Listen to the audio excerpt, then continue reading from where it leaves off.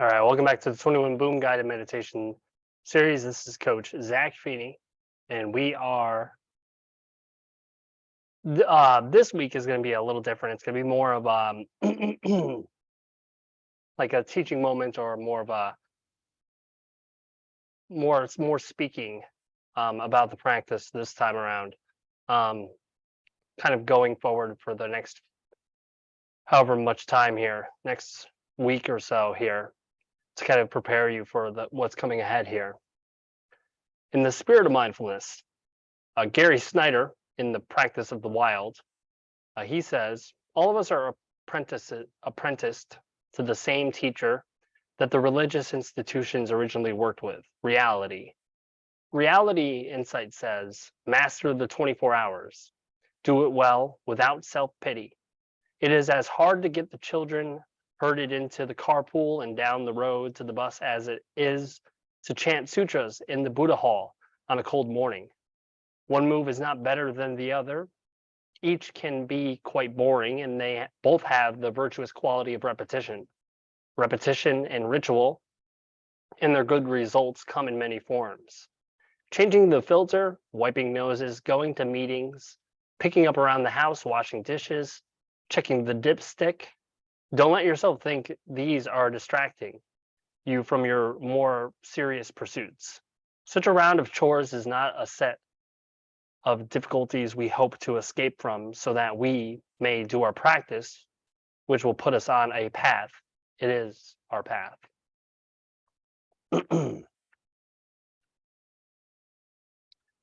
One of the principal virtues of a daily discipline is an acquired transparency toward the appeals of transitory mood states. A commitment to getting up early to meditate becomes independent of wanting or not wanting to do so on any particular morning, or just doing it daily in general. The practice calls us to a higher standard, that of remembering the importance of wakefulness and the ease with which we can slip into a pattern of automatic living which lacks awareness and sensitivity. Just waking up early to practice non-doing is itself a tempering process. It generates enough heat to rearrange our atoms, gives us a new and stronger crystal lattice of mind and body, a lattice that keeps us honest and reminds us that there is far more to life than getting things done. Discipline provides a constancy which is independent of what kind of a day you had yesterday and what kind of a day you anticipate today.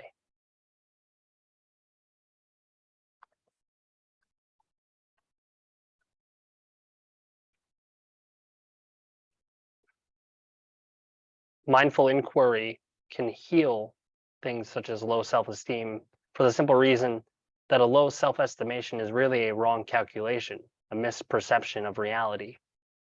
Ralph Waldo Emerson, from Self-Reliance, he says, people measure their esteem of each other by what each has and not by what each is. Nothing can bring you peace but yourself. Too often our lives cease working because we cease working at life, because we are unwilling to take responsibility for things as they are and to work with our difficulties. There is always something to dislike, so why not let go and admit that you might as well be at home wherever you are.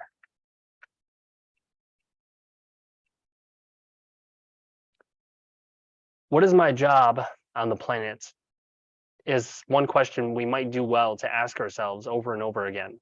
Otherwise, we may wind up doing somebody else's job and not even know it. And what's more, that somebody else might be a figment of our own imagination and may be a prisoner of it as well. As thinking creatures packaged, as are all life forms, in unique organismic units we call bodies, and simultaneously totally and impersonally embedded in the warp and woof of life's ceaseless unfolding. We have a singular capacity to take responsibility for our unique piece of what it means to be alive, at least while we have our brief moment in the sun. But we also have the singular capacity of letting our thinking mind entirely cloud or transit through this world. We are at risk of never realizing our uniqueness, at least as long as we remain in the shadow cast by our thought habits and conditioning. Buckminster Fuller, the discoverer, inventor of the geodesic dome, At age 32, contemplated suicide for a few hours one night at the edge of Lake Michigan, as the story goes.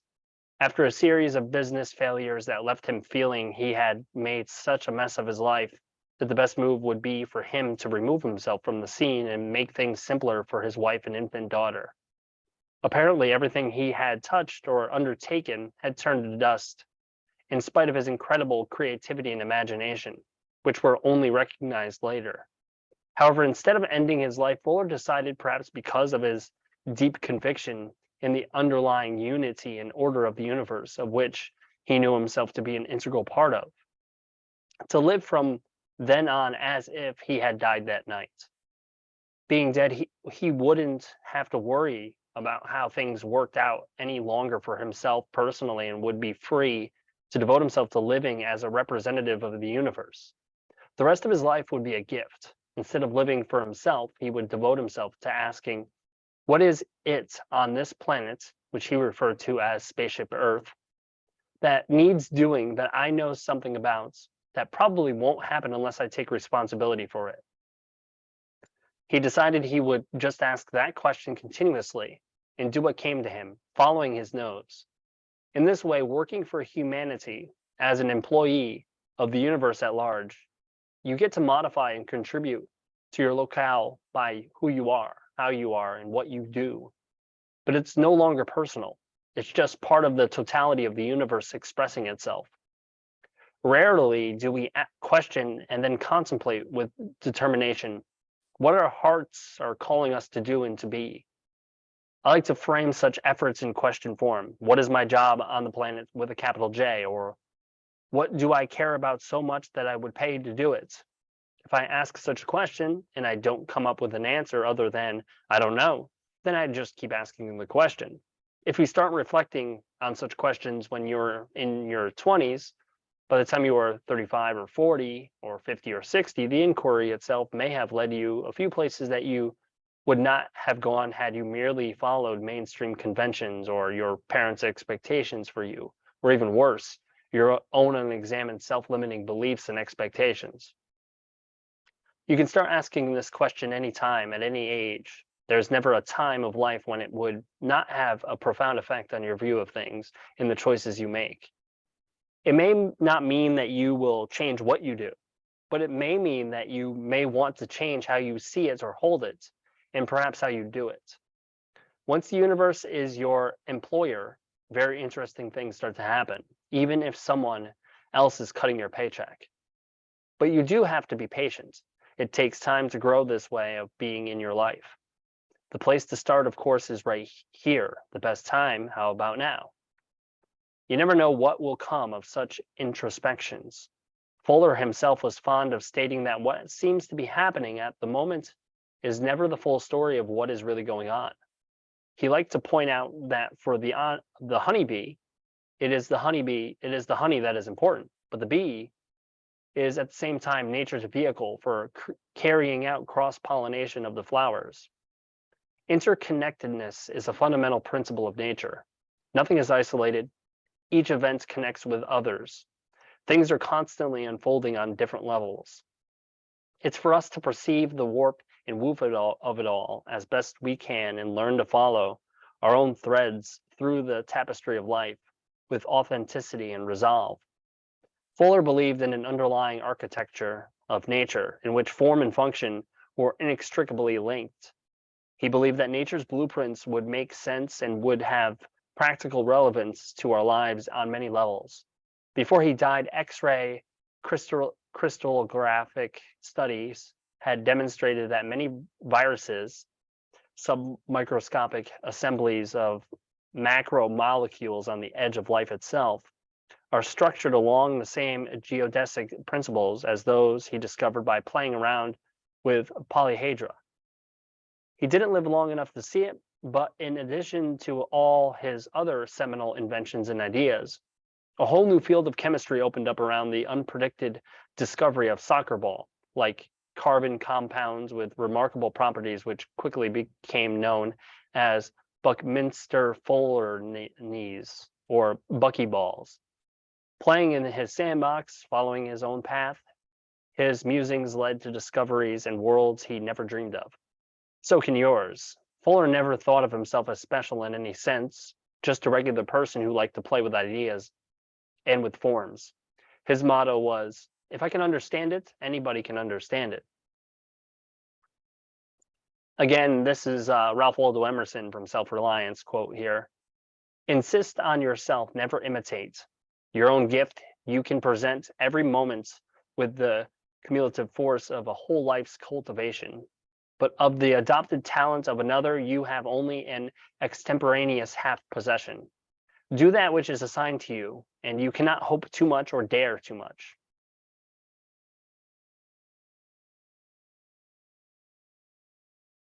So previously, over the past few weeks, a few weeks ago, I should say, we did a mountain meditation.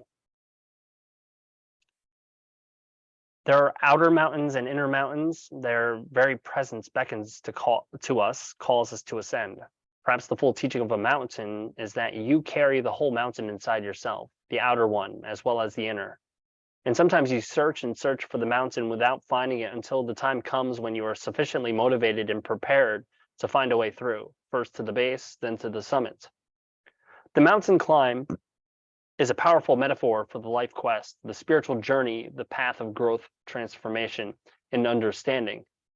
The arduous difficulties we encounter along the way embody the very challenges we need in order to stretch ourselves and thereby expand our boundaries. In the end, it is life itself which is the mountain, the teacher, serving us up perfect opportunities to do the inner work of growing in strength and wisdom. And we have a lot of learning and growing to do once we choose to make the journey. The risks are considerable, the sacrifice is awesome, and the outcome always uncertain. Ultimately, it is the climb itself which is the adventure, not just standing at the top. First, we learn what it's like at the base. Only later do we encounter the slopes and finally perhaps the top. But you can't stay at the top of a mountain. The journey up is not complete without the descent, the stepping back and seeing the whole again from afar. Having been at the summit, however, you have gained a new perspective, and it may change your way of seeing forever. In a wonderful unfinished story called Mount Analog, René Damal once mapped a piece of this inward adventure. The part I remember most vividly involves the rule on Mount Analog that before you move up the mountain to your next encampment, you must replenish the camp you are leaving for those who will come after you, and go down the mountain a ways to share with the other climbers your knowledge from farther up, so that they may have some benefits from what you have learned so far on your own ascent. In a way, that's all any of us do when we teach. As best we can, we show others what we have seen up to now. It's at best a progress report. It's a map of our experiences, by no means the absolute truth. And so the adventure unfolds. We are all on Mount Analog together, and we need each other's help.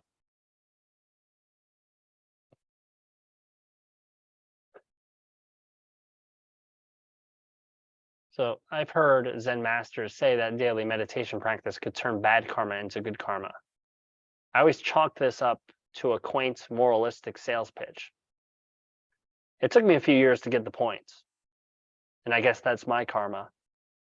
Karma means that this happens because that happened. B is connected in some way to A. Every effect has an antecedent cause, and every cause an effect that it is its measure and its consequence, at least at the non-quantum level. Overall, when we speak of a person's karma, it means the sum total of the person's direction in life and the tenor of the things that occur around that person caused by antecedent conditions, actions, thoughts, feelings, sense impressions, desires. Karma is often wrongly confused with the notion of a fixed destiny. It is more like an accumulation of tendencies that can lock us into particular behavior patterns, which themselves result in further accumulations of tendencies of a similar nature. So it is easy to become imprisoned by our karma and to think that the cause always lies elsewhere, with other people and conditions beyond our control, never within ourselves. But it is not necessary to be a prisoner of old karma. It is always possible to change your karma. You can make new karma, but there is only one time that you ever have to do it in. Can you guess when that might be? Here's how mindfulness changes karma. When you sit, you are not allowing your impulses to translate into action. For the time being, at least, you are just watching them.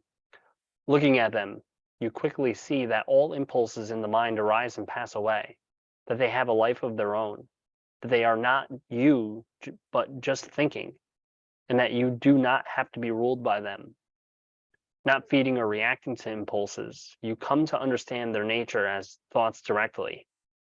This process actually burns up destructive impulses in the fires of concentration and equanimity and non-doing. At the same time, creative insights and creative impulses are no longer squeezed out so much by the more turbulent, destructive ones. They are nourished as they are perceived and held in awareness. Mindfulness can thereby refashion the links in the chain of actions and consequences. And in doing so, it unchains us, frees us, and opens up new directions for us through the moments we call life. Without mindfulness, we are all too easily stuck in the momentum coming out of the past, with no clue to our own imprisonment and no way out. Our dilemma always seems to be the other person's fault or the world's fault, so our own views and feelings are always justified. The present moment is never a new beginning because we keep it from becoming one. How else to explain, for example, the all too common observation that two people who have lived their whole adult lives together, had children together, tasted success in their own realms to a degree not usually achieved, might in their later years, when by all accounts they should be enjoying the fruits of their labors, each blame the other for making life miserable, for feeling isolated, trapped in a bad dream, so mistreated and abused that anger and hurt are the fabric of each day. Karma. In one form or another, you see it over and over again in relationships gone sour or missing something fundamental from the start, the absence of which invites sadness, bitterness, hurt. Sooner or later, we are most likely to reap that which we have sown. Practice anger and isolation in a relationship for 40 years, and you wind up imprisoned in anger and isolation. No big surprise. And it is hardly satisfactory to apportion blame here. Ultimately, it is our mindlessness that imprisons us. We get better and better at being out of touch with the full range of our possibilities and more stuck in our cultivated over a lifetime habits of not seeing, but only reacting and blaming. Working in prisons, you could see the results of bad karma up close, although it's hardly any difference outside the prison walls. Every inmate has a story of one thing leading to another. After all, that's what stories are, one thing leading to another. Many hardly know what happened to them, what went wrong. Usually it's a long chain of events starting with parents and family, the culture of the streets, poverty and violence, trusting people you shouldn't, looking for an easy buck, soothing the hurts and dulling the senses, and clouding the mind and the body. Substances do this, but so do history, deprivation, and arrested development. They warp thoughts and feelings, actions and values, leaving few avenues for modulating or even recognizing hurtful, cruel, destructive, and self-destructive impulses or cravings. And so in one moment, which all your other moments led up to, unbeknownst to yourself, you can lose your mind, commit an irreversible act, and then experience the myriad ways in which it shapes future moments. Everything has consequences, whether we know it or not, whether we are caught by the police or not. We are always caught in the karma of it. We build our own prisons every day. In one way, my friends in prison made their choices, whether they knew it or not. In other ways, they didn't have choices. They never knew choices were there. Once again, we encounter what Buddhists call unawareness or ignorance. It is ignorance of how unexamined impulses, especially those colored by greed or hatred, however justified, rationalized, or legal, can warp one's mind and one's life. Such mind states affect us all, sometimes in big dramatic ways, but most often by more subtle paths. We can all be imprisoned by incessant wanting, by a mind clouded with ideas and opinions it clings to as if they were truths. If we hope to change our karma, it means we have to stop making those things happen that cloud mind and body and color our every action. It doesn't mean doing good deeds, it means knowing who we are and that you are not your karma, whatever it may be at this moment. It means aligning yourself with the way things actually are. It means seeing clearly. Where do you start? Why not with your own mind, after all? It is the instrument through which all your thoughts and feelings, impulses, and perceptions are translated into actions in the world. When you stop outward activity for some time and practice being still right there in that moment, with that decision to sit, you're already breaking the flow of old karma and creating an entirely new and healthier karma. Herein lies the root of change, the turning point of a life lived. The very act of stopping, of nurturing moments of non-doing, of simply watching, puts you on an entirely different footing vis-a-vis the future. How? Because it is only by being fully in this moment that any future moment might be one of greater understanding, clarity, and kindness, one less dominated by fear or hurt, and more by dignity and acceptance. Only what happens now happens later. If there is no mindfulness or equanimity or compassion now, and the only time we ever have to contact it and nourish ourselves, how likely is it that it will magically appear later under stress or duress? There can be no one way to be, no one way to practice, no one way to learn, no one way to love, no one way to grow or to heal, no one way to live, no one way to feel, no one thing to know or be known.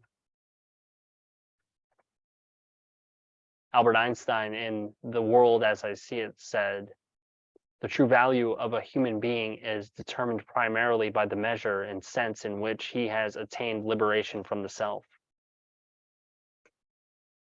When you inquire in this way as deeply as you can follow the thread into who you are and what you are almost sure to find that there is no solid place to land. If you ask, who is the I who is asking, who am I? Ultimately, you come to, I don't know. The I just appears as a construct which is known by its attributes, none of which, taken singly or together, really makes up the whole of the person. Moreover, the I construct has the tendency continually to dissolve and reconstruct itself, virtually moment by moment. It also has a strong tendency to feel diminished, small, insecure, and uncertain, since its existence is so tenuous to begin with. This only makes the tyranny and suffering associated with unawareness of how much we are caught up in I, me, and mine that much worse. When we speak about not trying so hard to be somebody and instead just experience being directly, what it means is that you start from where you find yourself and work here. Meditation is not about trying to become a nobody or a contemplative zombie incapable of living in the real world and facing real problems. It's about seeing things as they are without the distortions of our own thought processes. There's a price we pay for being attached to a narrow view of being right. My passing mood state is far less important to me than somebody else's trust, but in that moment, their trust got trampled out all the same. Without care and awareness, small-minded feeling states can dominate the moment. It happens all the time. The collective pain we cause others and ourselves bleeds our souls.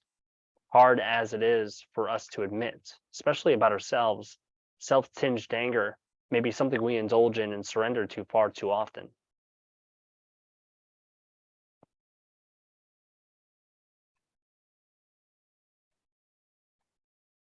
Some people who find meditation valuable in their own lives are sorely tempted to teach their children to meditate. This can be a big mistake.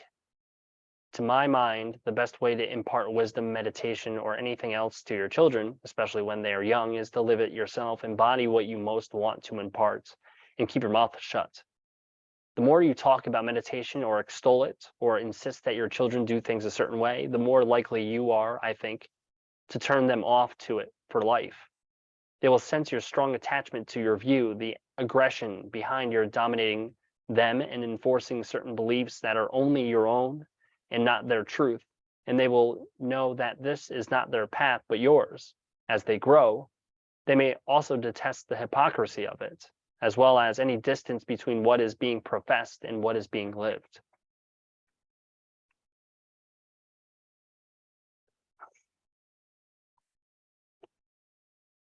And for me, words like soul and spirits are attempts to describe the inner experience of human beings as we seek to know ourselves and find our place in this strange world. No truly spiritual work could be lacking in soul, nor can any truly soulful work be devoid of spirit. Our demons, our dragons, our dwarves, our witches and ogres, our princes and princesses, our kings and queens, our crevices and grails, our dungeons and our ores are all here now ready to teach us. But we have to listen and take them on in the spirit of the heroic, never-ending quest each of us embodies, whether we know it or not, in the very fabric of a human life lived for what it means to be fully human. Perhaps the most spiritual thing any of us can do is simply to look through our own eyes, see with eyes of wholeness, and act with integrity and kindness.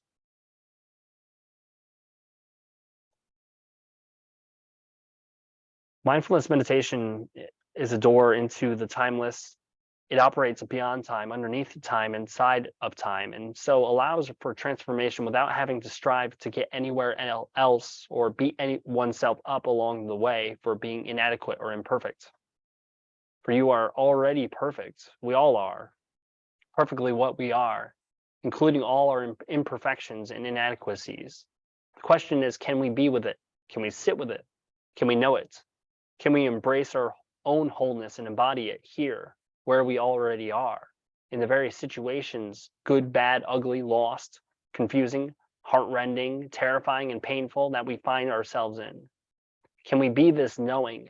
Can we realize the infinite beauty and mystery and intelligence of our own awareness and realize, too, that it can be infinitely refined through tending, through the cultivation of an affectionate and tender attention? Can we realize that wherever we go, there we are, and that this there is always here, and so requires at least acknowledgement and perhaps a degree of acceptance of what is, however it is, because it already is? Can we grow into ourselves in our fullness and live our precious and fleeting lives more wisely? We can. We can. When you come right down to it, what else is there to do? The deepest of bows to you for the courage and perseverance involved in throwing yourself wholeheartedly into this adventure of a lifetime.